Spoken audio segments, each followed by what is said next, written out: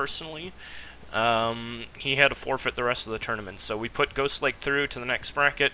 This is semifinal number 1, and will be Ghostlake versus Count Von Count. The first map will be random. Players have the option to veto any map 1 time per set. And without further ado, it looks like the players just considering their god choices right now, and it looks like Ghostlake has locked in Zeus, and Count Von Count has locked in Uranus. So, with that, we are into the game. We are definitely back. I am here with Zuda. He's not helping me cast, but he is definitely the administrator of this tournament, and we should definitely give him a huge shout out and thanks for giving these experts the opportunity to play in such a awesome environment. Playing in a tournament is like the best experience for any competitive person. It just goes to show how awesome this community is. We have people like Zuda who want to get behind it and do stuff like that. So spawning in the top of the map in the blue color playing Zeus is Ghostlake, and spawning in the right hand of the map playing in the red color is Count Von Count as the Uranus player. The map is Watering Hole. So we're going to see it's a very closed off map, so lots of controlled aggression in certain spots is the correct way to play. There's also a lot of hunts, so there's always an option to do a lot of different heavy food-based aggression, or heavy, well, it's not heavy, very quick technology improvements and things like that. Just to clarify, in case people just started tuning in now, Ghostlake did lose his original game against Hell's Ravage. However, Hell's had to go due to time constraints and whatnot, so we've allowed Ghostlake to move through to the semi-finals to match up against Count Von Count. So we'll see what both players can manage to do in this game. I would not be surprised to see 4-minute 30-second advance time by Count Von Count and any sort of controlled aggression at the front of Ghostlake. However, Ghostlake's structure of his resources is quite strong in this game. He's got a nice wood pile, so if he just walls off his front, then he's not going to have any issues with any aggression that Count Von Count is going to put onto him. So, yes. I don't actually know what Ghostlake's best strategy to do on this map would be. He could sneak some villages into the back of Ghostlake's sort of region and throw up a forward barracks and forward couple of barracks, and then like push onto that gold mine, which is sort of exposed. And if he can do a really strong Athena rush, then that's perhaps a strong tactic. However, I do expect to see Ghostlake using Hermes, Centaurs, and things of that nature, just because that's the style which most players have been going for, most Zeus players have been going for the past couple of years. It seems to be more powerful than all of that other good junk. With Athena, that is, against Uranus. So, yeah. Just to clarify. Zeus versus Uranus, not like Zeus versus Thor, where Athena is generally the better god choice. Anyways, Temple going up for Count Von Count. He's looking to go to the Classical Age to Prometheus. Temple going up for Ghostlake. You can see he's got 3 villages on wood, 3 villages on gold, so nothing too out of the ordinary right now. He's actually also putting some more villages on gold, so he's definitely going to be producing Hippicon early, because that's sort of what you need to produce Hippicon. You need more gold, I guess. So it's sort of a telltale sign. If you see a Greek player with more than, I don't know, 3 or 4 villages on gold early before the 5-minute mark, then that's gonna indicate Hippicon. So if Count Von Count was to scout that, he'd know that Athena aggression isn't really a part of the plan. However, that being said, the wood line of Ghostlake is a little bit precarious. It's very easily defendable with this nice wall, this nice wooden wall, as we see pickaxe getting researched by Ghostlake, because Count on Count's not going to be able to move his Terma in through this location and attack them from over the tree line. So this wall's a really, really smart wall. And we do see Prometheus is the god of choice for Count on Count, and Ghostlake is going through Hermes. So that is all the good junk, and we see the lions getting eaten. They always provide some good food, you know. We see more villagers just shooting those hippopotamus and all that other good stuff. Prometheus has been researched. Military barracks and counter barracks. So we're going to see Momilo and Terma coming out for Count on Count to deal with the Hippocon Toxito army of Ghostlake. And we're seeing only one villager gathering favor on the temple, so he's not going to be going too heavily into the Centaur route, but I'm sure he'll produce a couple of them just to add some like strength to his army composition. See the standard Army Corps based initial 2 Promethean offspring. One thing which Army Corps did, and if you don't know who Army Corps is, head over to RTS-Sanctuary and watch some of his recorded games. He's one of the best, if not the best, Uranus player to play the game. He popularized this style where you build the initial Promethean. Your initial Promethean you just sort of kill, and let the Promethean offspring go and scout and harass, because they're faster and they can cover more ground and all that other good junk. They actually do more damage than no, they don't. They do the same amount of damage. But yeah, they're faster, so they can get around the map and scout more. But Ghostlake's managed to wall off his entire base, so he's like happy to go for that second town center really, really early. Hasn't thrown up a stable, hasn't thrown up an archery range yet, so he's going to be doing all of that good stuff.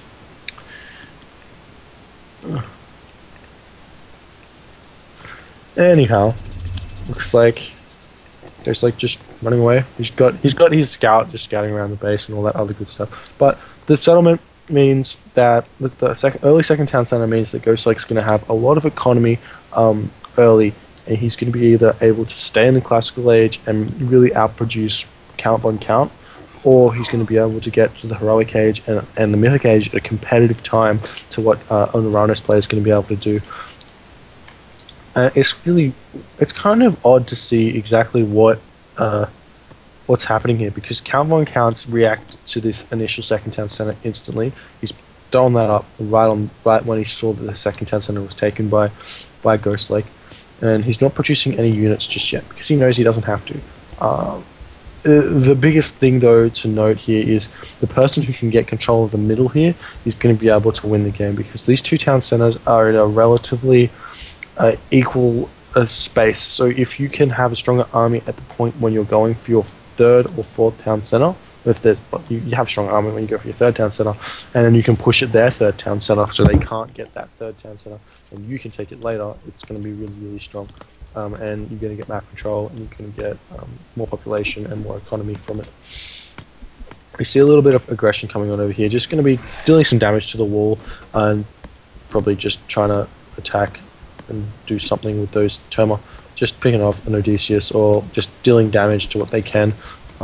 The Centaur, however, is going to be able to really sort of control some stuff, but he's going to take some damage down from those Terma heroes, and unless he doesn't move that away, unlucky for unlucky for Ghostlake actually losing that Terma for free. That's not something he really wanted to do, because it's an extremely strong addition to your army.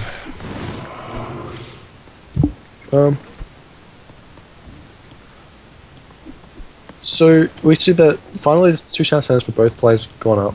So the economy upgrades are relatively even. Both players have their archaic upgrades. Both players are really just booming at the moment, producing army as they can. They've auto-queued from a stable. Ghostlake's auto-queued from a stable and archery range. Count on Count's actually not building any military at the moment, so looks like he's actually going for a third town center really, really early. This is a style which I haven't seen in a long time. Generally what happens with Uranus players is they like to just flood and flood and flood, but what we can see from Count on Count here is it's really a tactical, strategical decision, because he can take this town center and he doesn't really need anything to stop him taking it, because, well, I mean, he can lose this army here, but even if Ghostlake moves out now, he has to move out via this location, and he has to stop that from happening. Excuse me. And Count von Count can force him one way and force him the other way because he's got that Uranus upgrade, like the special Uranus bonus, because the extra speed of his units and the fact that Terma are already really fast.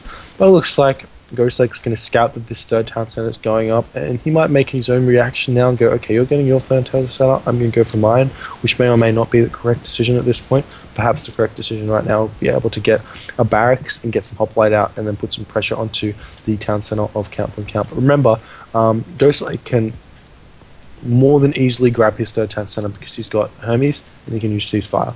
I don't know whether he needs to use that ceasefire at a easier spot or whatever, but at a better spot, but getting that settlement when he wants it is the important part, and not letting Count von Count get it is really important. And we do see the auto-queued units of Count von Count starting again. He's still hasn't got the counter barracks and military barracks, but I don't think he really needs to get much more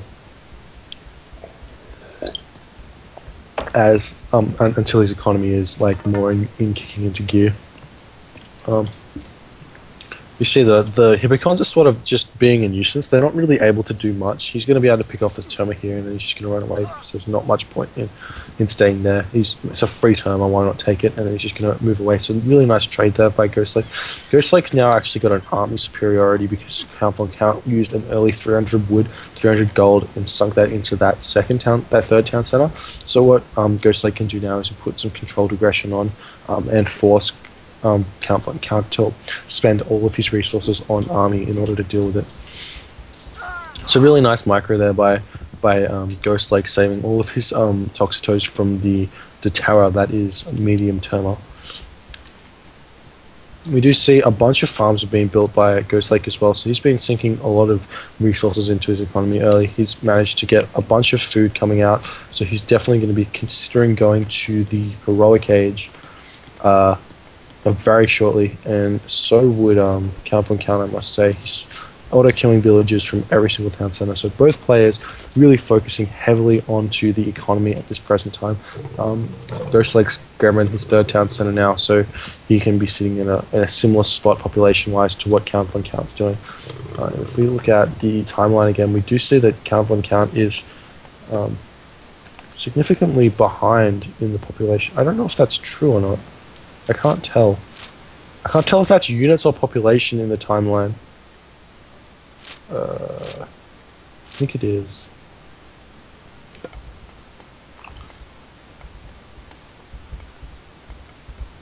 Yeah, so the military units are extremely similar. So, yeah, ceasefire is being cast, so that allows Ghostlake to get his third town center up really easily. Shockwave was cast, so it's a shockwave for a ceasefire, which isn't like a fair trade by any stretch of the imagination, because Count von Count gets 3 shockwaves to use, but Ghostlake does get his town center up. Military academies going up for Ghostlake, so he's going to be able to utilize the hoplites to counter the catapults and to counter the Milo of Count von Count, and also not take any damage from Terma, because Terma are extremely weak against hoplites, regardless of the fact that they do deal pierce damage. It's only 4 pierce damage.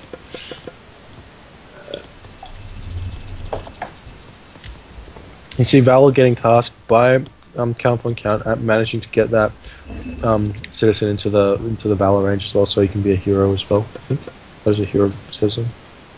Yes, it is. So at this point, it's kind of a dry spot in this game because both players can't really do anything. They both need to get to the heroic age and get siege out before any real fighting can happen. Both players' resources are extremely well protected. Ghostlake's through Apollo, and you can see the massive difference between Ghostlake's play this game and a standard game against an Uranus player. Generally what happens is the Uranus player is going to be in the heroic age miles before when the Greek player is in the heroic age. However, Ghostlake's managed to defend, get his second town center up, and take 0 damage economically, so he's managed to spend all his resources on teching, which has been really, really nice. One thing which could happen in this game, like you could chuck a dock up, and you can use transport ships to get harassing, but I think if you need to know where the resource layout of your opponent is.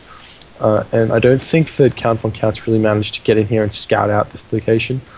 So he doesn't. I think it would be too much of a risk to chuck a dock up in a transport ship just to get villagers, just to get some military from this location.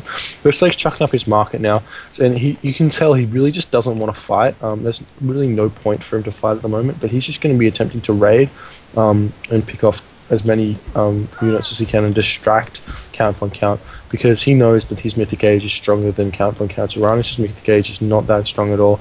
It's the fact that he can get to the mythic age without and really the fact he can get to the mythic age really fast and get a Titan out, which is really why Uranus' mythic age is so strong, just because of the ease of getting the Titan gate and getting Titan out. That's why you do that. And we see Hephaestus is the mythic age god of choice for Ghostlake, and Hecate standard is for Count von Count. So both players just really playing incredibly well in terms of what's happening. You can't really see it because not much is happening, but both players are economizing what's happening really well. It's like just that boom. It's just you choosing to put your villagers in the correct place is really sort of what's happening. The palace is going up for Count von Count again, like that standard destroyer aggression, but looks like Ghostlake's managed to pick that off really nicely. It's just taking every single little win that he can, one at a time. We see Count von Count using that Stymphalian bird, going to be attempting to raid Ghostlake. And Ghostlake's Odysseus is all the way over here, so he's going to have to run that over to the Stymphalian bird, or he might just bolt that, because that's always an option. It's a little bit annoying to just have a bird just sitting there killing the villagers. And we do see Tartarian Gate getting cast onto the back location of Count von Count, back location of Ghostlake. And Ghostlake's just going to use all his villagers over into that. We see a couple of Pegasus getting built as well. He does have Underworld Passage to use, so he can go for, Ghostlake can go for a sort of push, I guess. We do see Count von Count's researching Secrets of the Titans, and it all comes down to like this push. Like, it's sort of silly. This game's sort of silly because it's been so defendable. Nothing's actually been able to happen. So really, Ghostlake's just playing for the, if I can kill his Titan Gate, I can win. So he's going to utilize Colossi. He's going to utilize everything in his arsenal in order to prevent the Titan Gate from getting built. He is like 58%, 60% done. He's still on a palace as well, so he's going to have quite a defensible position. He doesn't have crenellations though, but there's not really much point to get that because there's no Hippicon in Ghostlake's army. Ghostlake does have some heavy high pass pists. When Mr. gets back, he has to tell me how to pronounce that because I've got no idea. And heavy hoplites. So basically, this is coming down to an underworld attack onto Titan Gate, and we see the Titan Gate going up in the very backhand corner of Count von Count. Watchtowers up for everywhere for Count von Count as well. So he really wants to get that Titan Gate out. But even so, like, it's not going to be that big of a deal, in my opinion. Like, what Ghostlake could do is he could, like, get his own Titan out, but I think he can really defend against it if he needs to, or he can make a push in right here onto Count von Count's front and see if he can kill off the town center before the Titan gets out, which means there's going to be a bunch of population wasted. But yeah, Hypaspist or Hypaspistis. Hypaspist? Yeah, in Greek it's Hypaspistis. Hypaspistis. Okay. In English it's Hypaspist. Okay, Hypaspist. Okay, Hypaspist. Got it. Thank you, Mister. Can you? I'm just. This game has just been a little bit dry. Is there any reason, like, apart from the fact it's so closed up, that like Count von Count could do anything at all? Ghostlake had the best map that he could get, and the fact that Von Count didn't use dogs to make some raids on the top right side and in the bottom left side, mainly on the top right side, he could have made a dock, made a transport ship, and become super annoying. That I agree. Yeah, that gave Ghostlake the space to do whatever he wants. And basically, from my point of view, this game is kinda over. There's a boat, from what I know, and there's also free upgrades, free military upgrades, and a Bellerophon, a Hercules, Odysseus, Jason, and Myrmidons and Helepolis to finish the game really soon. There's also an underworld, right? Yeah, there is an underworld. So basically, there's no way I see Von Count winning this game. He's got the only thing going for him is the fact he's got 90% on the Titan Gate, but I should say Bolt plus Bellerophon plus Colossi is just too much to deal for Von Count to deal with just a Titan. To tell you the truth, Ghostlake that didn't need the Titan. He could have finished the game without the Titan. Yeah, that's what I was thinking myself. Like, Zeus is one of the strongest gods with dealing with Titans because you have Bellerophon, you have Myrmidon, and you have basically Colossi. it's Helepolis and Colossi. That's the two. Yeah. But we do see Fortress up, but he's choosing not to really produce any Heliopoli yet. But that is okay. If I was him, I would just sacrifice all my archers, just lose them, just literally just lose them, maybe even delete them, the archers and the Hypaspist, just delete them, and then make an army of Myrmidons, Helepolis, Colossi, and heroes, and you don't need anything else.